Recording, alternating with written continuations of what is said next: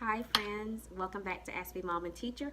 I am back. I did a recording that was live. I do not like that recording. I hope you like it, but I didn't like it. So I said in the recording, because it kept going off, that I was going to redo this recording for you guys. It's information that I want you to have, and I want it to be clear so you guys can follow it and have no problems in receiving it and following it clearly without any interruptions on the screen. All right, so now I've already welcomed you back. So last time you guys had to do 3 things for homework. You had to label everything in your house. You had to label your photo album, and you had to label the things in the yard, verbally label them.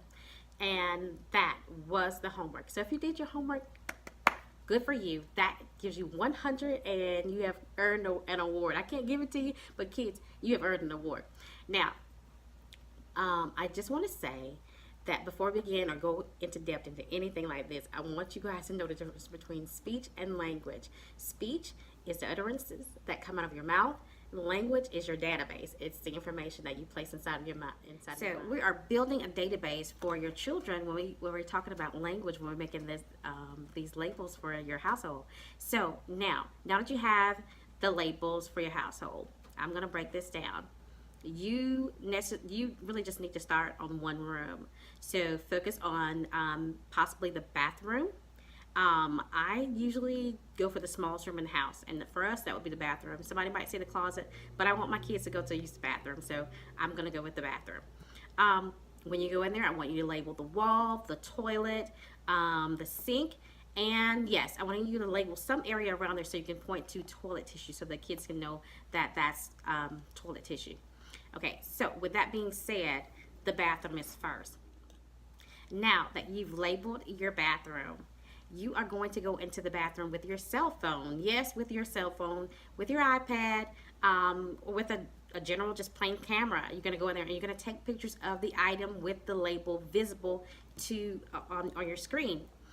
This is extremely important. Okay, once again, I told you that we were building a language database, so that's what we're doing right now. I want you to go in that bathroom and take those pictures of those items. All right, now I'm going to stop right there for a moment, okay? Now, I'm going to teach you how to teach your children to label.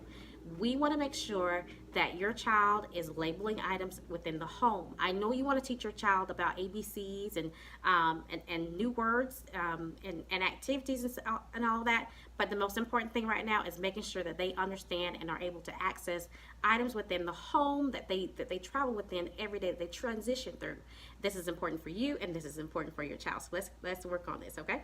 All right, so now we're working on the bathroom, and we've got those pictures on our cell phone. So I'm going to take this sheet of paper, and this sheet of paper has some stuff on it. Turn this way. So I'm going to take this sheet of paper, and I'm going to pretend that this is my cell phone, okay? Or my tablet, or my laptop, if I want to use my laptop to show them the pictures, or just the plain camera that you have that you're going to show them, okay? Now, if you want to print these out to make flashcards, we in the money. I like that. I like that idea. We'll talk about that in just a second. Let me finish doing this. I'm going to talk about making sure how to make flashcards. Let me write that down so I can make sure I tell you guys to do that. All right. I don't think I said that in the last video.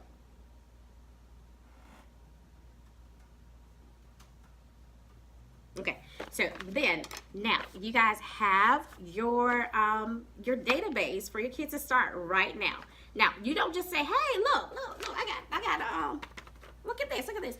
You are going to drive your kids crazy. So there is a way to teach this. And if my teachers are watching, they're probably like, yeah, there is a way to teach this. Let's see what she's going to do. Let me see if she teaches it my way. All right. So now I'm going to teach you how I taught my son, and I teach my children at home, and how I teach my pre-K class at school. And I kid you not, these kids are extremely smart. All right.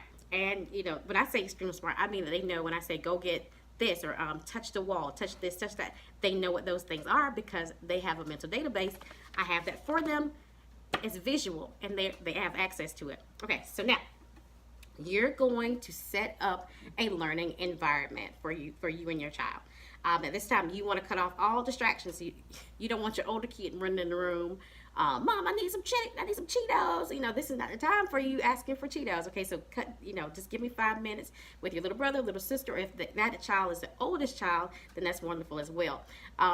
You want to also ask your husband or whomever is in the other room, friends or whomever, say, hey guys, I'm working with my son right now or daughter, and I don't want any distractions. Okay. All right. So now you've set up the environment where there won't be any distractions. And what I mean also about setting up the environment, there are not toys that he's going to want to access instead of accessing you. You want to cut off visual access to all of those other things. So if you want, not necessarily find a closet, but find a corner or a quiet space in your home that you can go to work with your child, that you are the center of his or her attention. Okay, so you want it to be all about you, and you want your kid to be really excited to come join you to do any activity with you. All right, so now you're going to go ahead and sit on the floor, and then make sure that the child is in the area that you're in, and then you're gonna have them come sit. And you're like, oh, come sit. We're gonna get ready to play. So make this play. This is how it works. Make this play. And I'm gonna have some behaviorists and other people like, that's not how it works. That's how it works. That's how Miss Maya does it. That's how it works in my home with my 3 kids. That's how it's worked with the students that I've taught that are adults now. That's how it works in my pre-K classroom. And my kids are they Zoom throughout the school year through the progress through data. So let me explain. You're gonna have your kid come sit with you. This is a game. This is fun. You're gonna make it fun. Do not make it a chore, because as soon as you make it a chore, you've lost your child. They don't want to play with you. They think you are boring, and they think that you're trying to do something to them that they don't want. I don't want to sit down. Okay? They want to play. They want to run. So what you're going to do is you're going to teach them that sitting is fun too. You get a chance to do just as many things sitting as you do when you're running around. Now, so you're sitting, and then as you're sitting, you're going to have your child say, oh, come sit. We're going to play. So when they come near you, you're going to adjust them and then have them sit. Okay, and you don't want to say sit 15 times. You want to say sit. Okay, so once they sit, then you're like, oh my gosh, we're gonna play Magic 5. And guys, I'm gonna say this because I said it last time. I learned Magic 5 from a teacher in Maryland. I watched her. So friends, if you see somebody doing something that's wise and that's productive, you need to copy that. And I saw her doing that Magic 5, and I was on it. I was like, okay, this is how we do Magic 5. And so you're going to say, hi, we're going to get ready to do Magic 5. Are you ready? You ready? Then make the child all excited. Tickle, do what you need to do. And then stop and say, 5. Okay, now, I need to see looking eyes. Okay, so then you're gonna have him touch your eyes. You're gonna touch your eyes, and then you're gonna have the child touch his eyes. Oh, sorry, you're gonna touch your eyes, and he's gonna touch his. Okay, if I said that crazy, just forgive me. All right, and then you're gonna say, I need to see listening ears. So then you're gonna grab your ears and say, choo choo, and then you're gonna help the child grab his ears. Okay. And if he says it, fine. If he doesn't say it, that's fine. But you're going to try to make sure that you model it well with your speech so that your child can see your mouth moving as you're saying this. All right, and then you're going to say, I want to see a quiet mouth. And then you're going to touch your mouth, and then you're going to hope that the child touches mouth too. If he doesn't, then you're going to help him adjust mouth, okay? And then you're going to say, I want to see quiet hands. And then you're going to take those quiet hands. And I change that from time to time. I probably said calm this morning, but I change it from time to time for the situation. In my classroom, I'm very strategic, and I use it for different children for different things. But if you want to start with, say, quiet hands, that's good. You can say quiet hands. And then I need to see calm feet. And calm feet, right now, they're probably wiggling while they're sitting with you, and you're like, oh my God, I don't know if I can do this. You can do this. You're going to say, okay, let me show you what calm feet are, because mommy's sitting crisscross. I want you to sit crisscross too. And then you're going to slightly adjust them to sit in position. Okay, do not snatch them, do not pull them, and do not request that they do that. If they resist, moms, if they resist on the first time, then that is fine, because you're at home. You're like, okay, well, don't push the issue because this is the first time doing this. Later on, you might be like, oh, let's adjust it, okay? But for the first time, you just want you're focusing on making sure they come sit. As long as they're sitting in front of you, you're okay. So now you got him sitting, and then you're gonna quickly pull up that picture. You're gonna pull up that picture, and so then you're gonna say, oh, wall, touch wall. And at the very instance of you saying touch wall, you're taking his hand and you're touching The wall. Wall. Very good. Wall. Touch wall. And you're going to repeat this. And I would like to, I didn't say this earlier today, but I would like for you to repeat this maybe 3 to 4 times. Do it really quick, okay? And don't force them to say it. If the child doesn't say it, then okay, you know, it's not a big deal right now, moms and dads. It's not a big deal if they're saying that, because we'll talk about more about utterances and so forth. I just right now want to make sure that we create that database for those speech sounds to come through, so we can have an idea of what those items are. Wall, touch wall, and immediately go to it. And then hopefully on the very last time, when you say wall, touch wall, as you're leaning the actual picture toward, I'm hoping that your child's going boom or boom, so they can make sure they touch it right away. Okay, so friends, with that being said, you now know how to teach your child to label. You want to put that information in front of them right away. Don't hold that back. Now that you know that, I want to make sure that you're only doing it for one picture at a time. So if you, on the next occasion, you may want to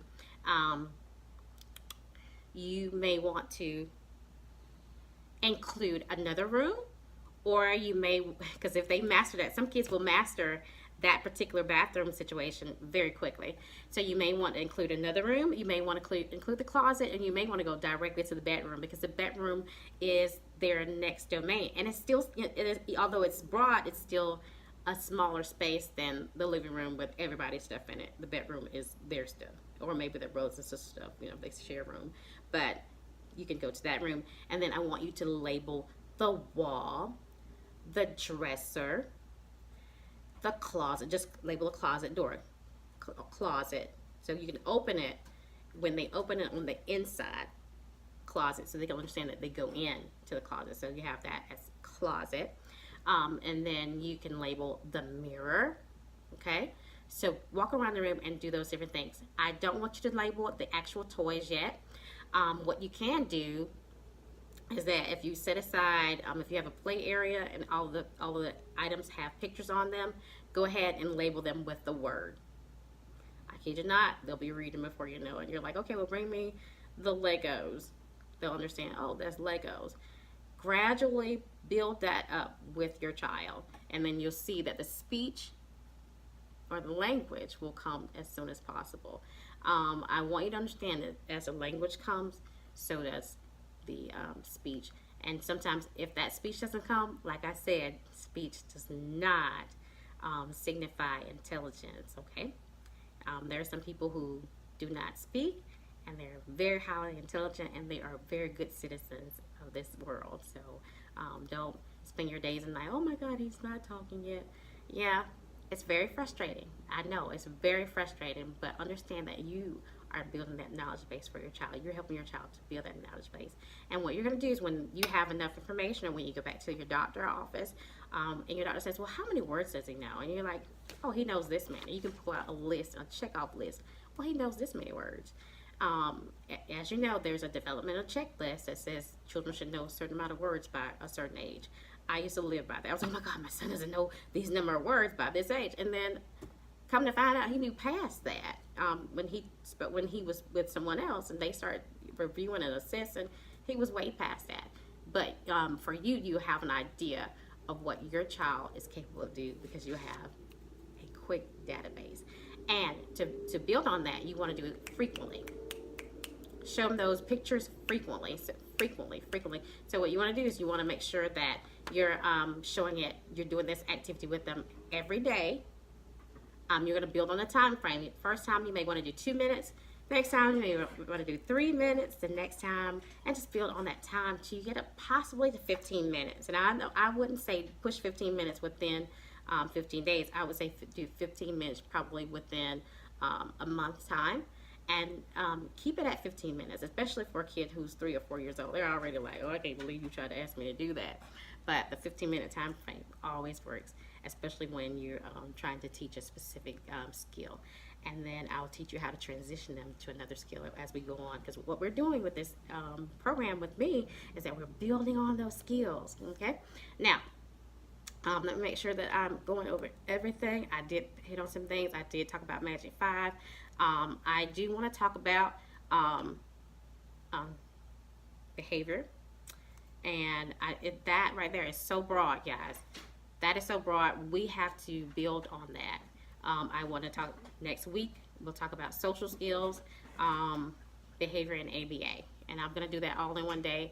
Right now, this video is pretty much almost 15 minutes. I'm probably going to, it might be shorter than this in a few seconds because we're going to edit some things. So let me break it down for next week. Next week on Monday, we're gonna have a live chat with a parent. On Tuesday, that's when we're going to do the guest support with your father. On Wednesday, I will be doing the ABA behavior and social skills. We'll talk about that on Wednesday. And then on Thursday, we're hoping for a special guest. And on Friday, we'll have our developmental specialist come back, Sandra. And that's going to be awesome as well. So I'm so excited. I can't wait to watch that either. So we're going to stay on top of this. And then I want to let you guys know that you guys are on Raising Beautiful Little Minds resources. This is a fabulous site for you guys to go to. We're on YouTube, we're on Instagram, and our page is just now up.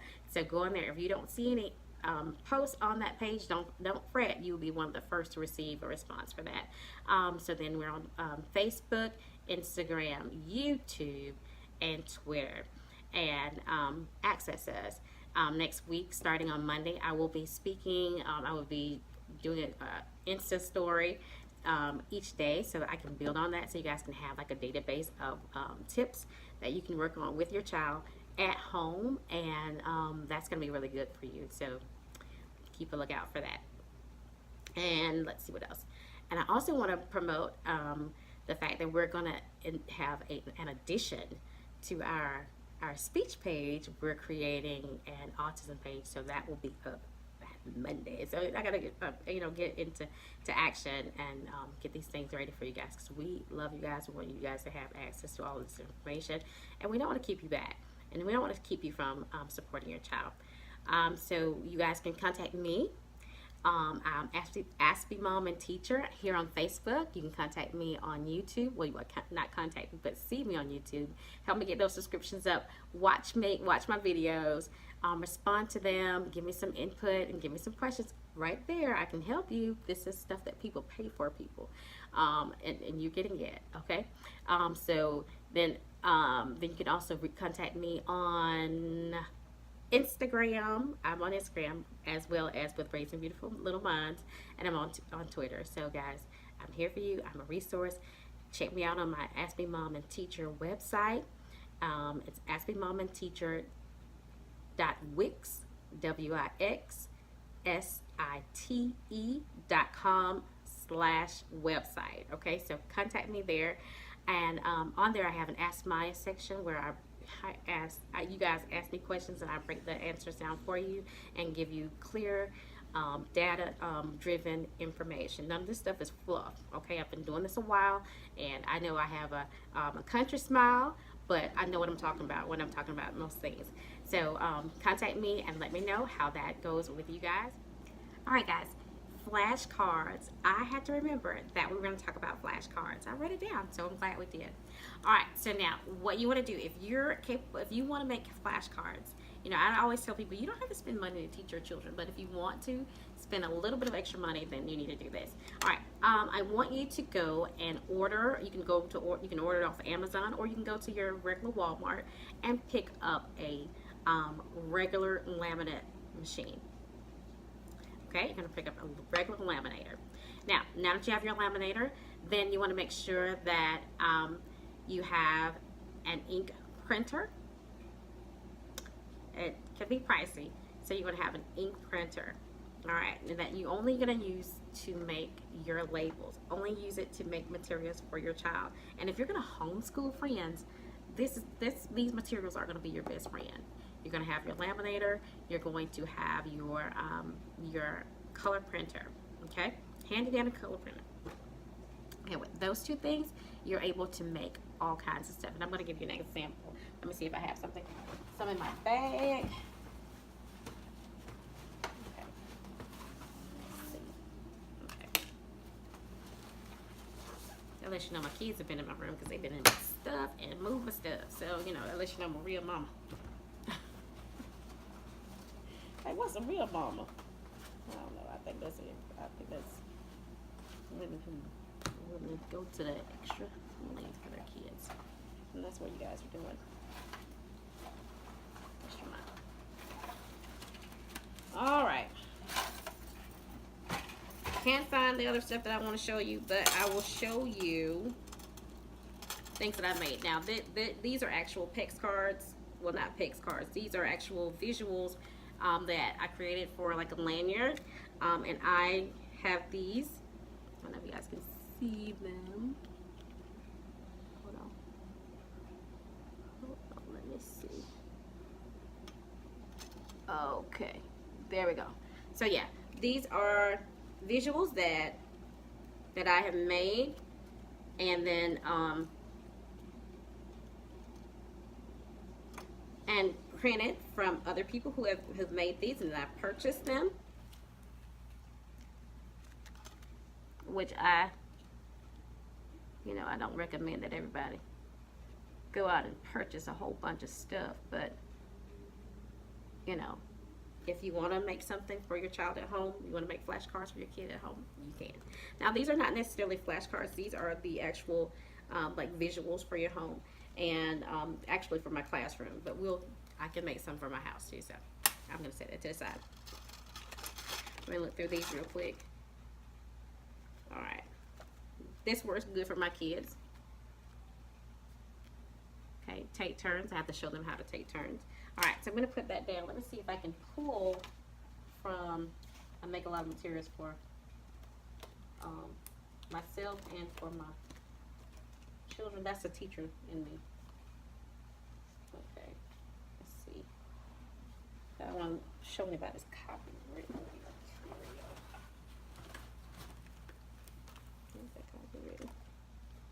Alright.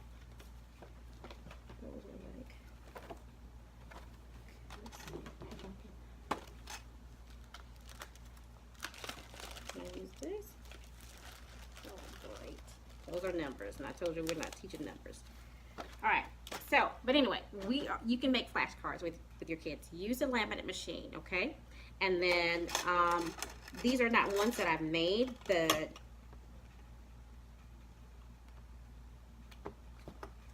I'm going to show it to you anyway. Okay. I want you to just visualize what you could make at home with your laminator and a color ink printer. Okay. Here's a picture of a little boy. He's eating. Okay. There's something wrong with the picture. This is what I would do with my class. There's something wrong with the picture, and they'll probably point that out. But this to me we consider a flashcard, and this one is a rather large one. What you want to do is to create something, you can create something smaller like this on your own laptop, computer, or printer, and laminate it, friends. Laminate these materials, laminate those pictures that you made in the bathroom, and have it on the go. Because like I would be in the doctor's office sometimes with my kids, and it'd be a long wait. What I would do, I would reach in my purse, pull out one of these handy dandy rings. Guys, I got so many things. Oh, so many rings. Okay. I'm just going to show you this one.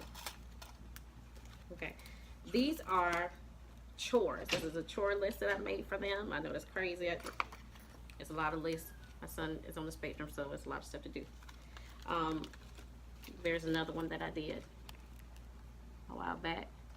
That's a whole bunch of telling him how to brush his teeth, how to get ready in the morning. Morning routine. Okay. But I don't want you to do that for your kids yet. And this is for my bigger kids. So if there are parents who are watching with their bigger kids and want to know, okay? So here's something that you keep on your lanyard for communication. Okay? And then you just want to build on that skill. I know I'm putting two things together, but I just wanted to give you an example of what making a flashcard is like. Okay, so keep that in mind. Make your own flashcards. and it's possible and doable. Get the coloring printer, get a laminator, and laminate away. Print out those visuals that you made on your phone, on your laptop, on your iPad, and have fun with it, and have fun teaching your child.